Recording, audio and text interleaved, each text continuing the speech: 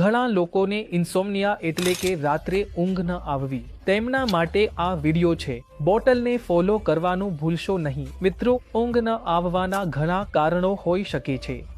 તણાવ હોય છે, ટેન્શન હોય છે. હું આજે તમને 147 અને 8 પદ્ધતિઓ વિશે જણાવવા જઈ રહ્યો છું જે તમને તરત જ ઊંઘ લાવી શકે છે.